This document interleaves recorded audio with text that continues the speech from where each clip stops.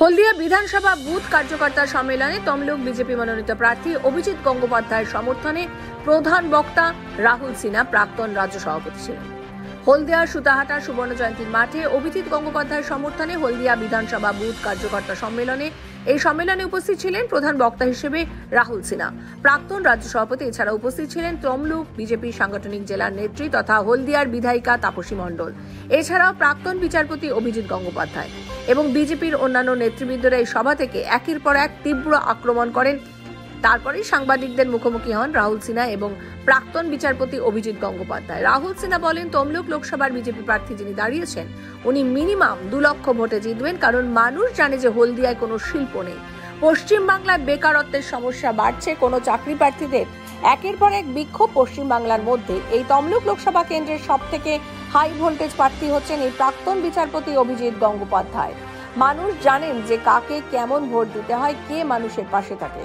তমলুক লোকসভা কেন্দ্র থেকে 2 লক্ষের বেশি ভোটে জিতবেন অভিজিৎ গঙ্গোপাধ্যায়। মানুষ অভিজিৎ গঙ্গোপাধ্যায়কে জিতিয়ে দিল্লিতে পাঠাবে। সেখানে গিয়ে হলদিয়ার যে বেকারত্বের অবস্থা, পশ্চিমবঙ্গের বেকারত্বের অবস্থার কথা তিনি তুলে ধরতে পারবেন। তারপর এখানে যে শিল্প কারখানাগুলি আবার শুরু হবে, এমনটাই মন্তব্য করলেন রাহুল সিনহা, যিনি প্রাক্তন রাজ্য সভাপতিও ছিলেন।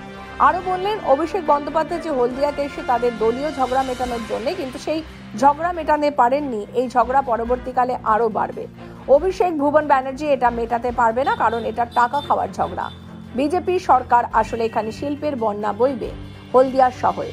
তমলুক লোকসভা কেন্দ্র আইএসপির প্রার্থী হয়েছেন একজন চাকরি প্রার্থী। সেই প্রসঙ্গে অভিজিৎ গঙ্গোপাধ্যায় বলেন, ওই ছেলেটি ক্যান্ডিডেট হিসেবে খুব ভালো, আর আমি ভালো মানুষের সঙ্গে সব সময় থাকবো, সে আমার বিরোধী দল হোক বা অন্য কিছু।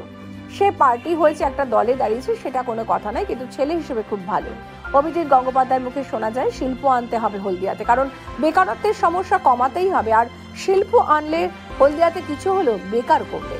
শুধু হলদিয়া নয়, রাজ্যের বিভিন্ন জায়গায় বেকারত্বের সমস্যা দেখা দিয়েছে, আর এর জন্য দায়ী এই তৃণমূল সরকার। 12 বছর ধরে সব রকমের প্রতিশ্রুতি দিয়ে কিছুই করতে পারেনি, এমনই মন্তব্য করলেন তমলুক লোকসভার বিজেপি প্রার্থী প্রাক্তন বিচারপতি অভিজিৎ গঙ্গোপাধ্যায়। হলদিয়া থেকে অয়ন প্রামাণিকের রিপোর্ট, সি প্রাইম নিউজ।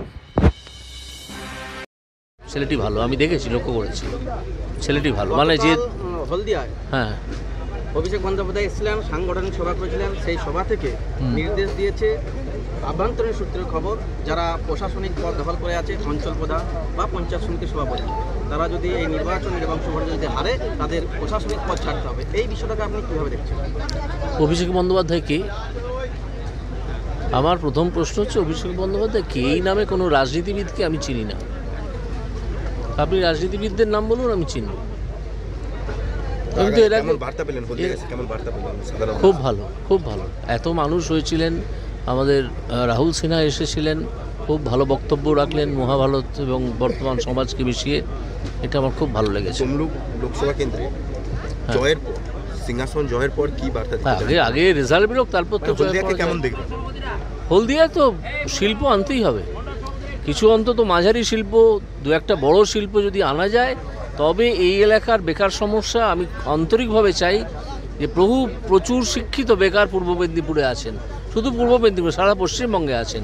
পশ্চিমবঙ্গের বেকার সমস্যার সমাধান করতে হলে, খানিকটা সমাধান করতে হলে হলদিয়া শিল্পাঞ্চলকে আবার পুনরুজ্জীবিত করা দরকার। হলদিয়া ডকের অথরিটির সঙ্গে কথা বলা দরকার, যাতে হলদিয়াতে এই জলের ফ্লোটা বাড়ে এবং আরও বড় জাহাজ আসতে পারে, তাহলে হলদিয়া বেঁচে উঠবে। যেমনটা আজকের হচ্ছে দেবাংশু ভট্টাচার্য নন্দীগ্রামে শোভা করার সময় যেমন বিজেপির নাকি হচ্ছে চোর চোর স্লোগান করেছে, এরকম মন্তব্য করেছে। এই নিয়ে বিজেপি চোর চোর স্লোগান করেছে?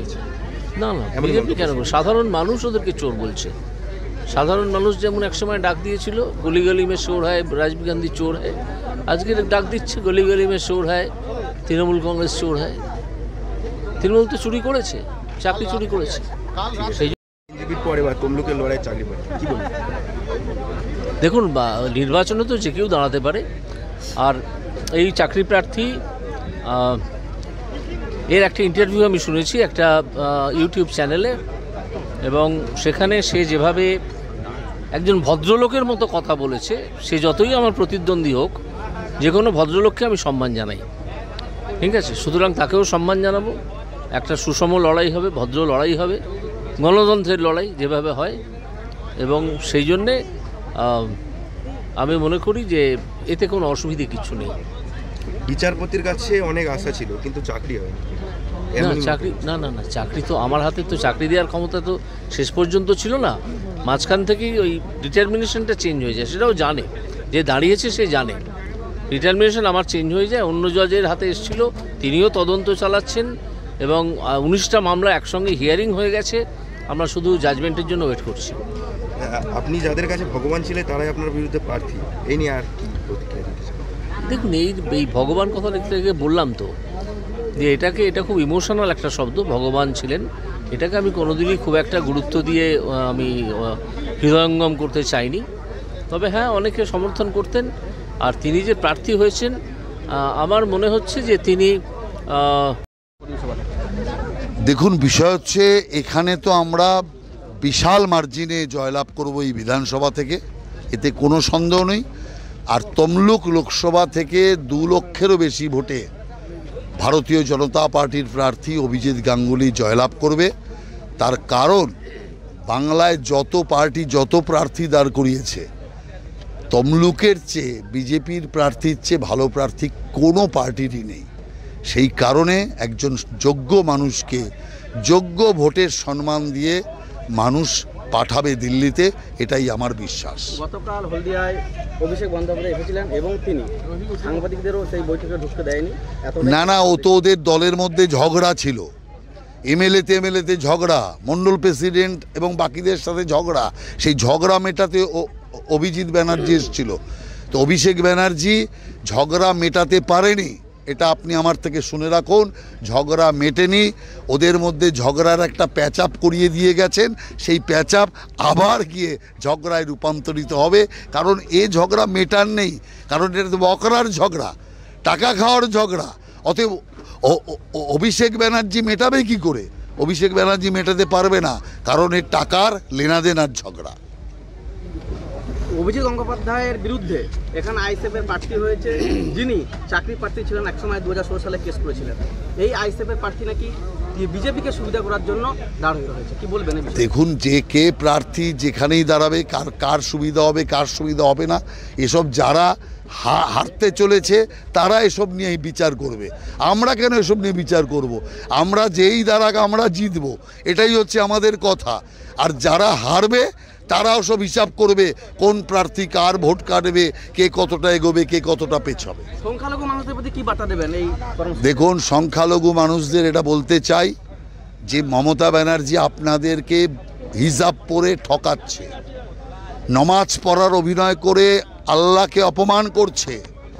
অতএব এখনও মুসলিমদের চেতনা আসুক এবং মুসলমান সম্প্রদায়ের মানুষেরা সারা দেশে মোদিজি যে কর্মযজ্ঞ করছে সেই কর্মযজ্ঞের সাথে নিজেরা যুক্ত হন, বিজেপিকে জানুন, বিজেপির সাথে আসুন।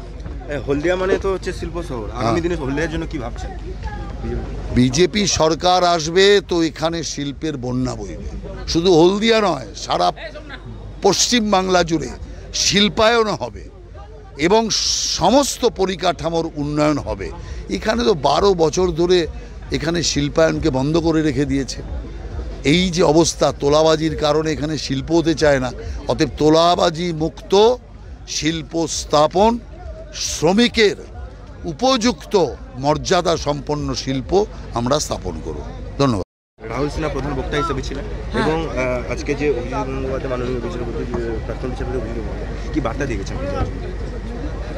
হলদিয়ার মানুষের একটাই চাওয়া, ক্ষতিগ্রস্ত উদ্বাস্তু পরিবারের যে অধিকার, যা প্রাপ্য ছিল সেই প্রাপ্য তৃণমূল পূরণ করতে পারেনি, তাদের অধিকার ছিনিয়ে নিয়েছে। তাদের কাজের অধিকার, তাদের বাসস্থানের অধিকার, তাদের সুস্থভাবে বেঁচে থাকার, সম্মানের সঙ্গে বেঁচে থাকার যে অধিকার, সেই অধিকার হলদিয়াতে নেই।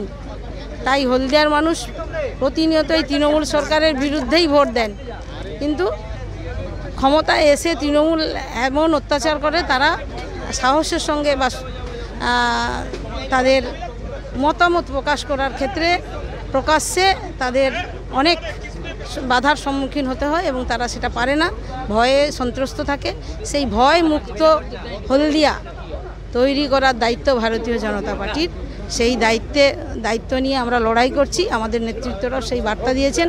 আমাদের প্রার্থী এই হলদিয়াবাসীর যে অধিকার সেই অধিকার ফিরিয়ে দেবে, এই শিল্পাঞ্চলকে পুনরায় উজ্জীবিত করার জন্য দায়িত্ব গ্রহণ করবে, এই বার্তা দিয়েছেন। গতকাল অভিষেক বন্দ্যোপাধ্যায় যেমন এখানে এসেছিল, মাননীয় প্রাক্তন বিচারপতি অভিজিৎ গঙ্গোপাধ্যায়কে একের পর তীব্র আক্রমণ যেমনটা করেছেন। ডিভিশন বেঞ্চে নাকি এই যে যেমন বিচারপতি হচ্ছে এক মামলা করেছে, আর এখানে নাকি আসার জন্যই নাকি বিজেপিতে আসার জন্য এইরকম হচ্ছে নির্দেশ দেবে, এই নিয়ে কি বলবেন? বিরোধী দল তারা তাদের মতো করে বিভিন্ন কথা বলবে, কিন্তু তৃণমূল সবসময় তো মিথ্যা কথার ওপরে আশ্রয় করে বাঁচে, তাই তাদের এই কথা একেবারেই ভিত্তিহীন। অভিজিৎবাবু প্রাক্তন বিচারপতি ছিলেন, তাকে বিজেপি পার্টি থেকে তাকে রিকোয়েস্ট করা হয়েছে, তাই তিনি আমাদের বিজেপির জন্য নয়, সাধারণ মানুষের জন্য আইন প্রণয়নের জন্য কেন্দ্রে মন্ত্রিসভায় বা কেন্দ্রীয় সরকারের কাছে একজন প্রতিনিধি হিসেবে যাবেন এবং সেই দায়িত্ব পালন করবেন, এটাই তিনি এই বলেছেন। বুথ সভাপতিদের কি নির্দেশ দিলেন? বিশেষ করে বুথ সভাপতি এলাকায় মানুষের সঙ্গে সম্পর্ক করা এবং মানুষকে বিজেপির প্রতি মানুষের মানসিকতাকে প্রতিষ্ঠিত করা এবং সমস্ত ভোট তাদের অধিকার তৃণমূল লুট করেছে, তাদের অধিকার থেকে তাদের বঞ্চিত করেছে, সেই অধিকার পুনরুদ্ধার করার জন্য তারা যেন ভারতীয় জনতা পার্টির পক্ষে থাকে, সেই প্রয়াস তারা প্রতিনিয়ত চালিয়ে যাবে, এই বার্তাই আমরা তাদের দিয়েছি।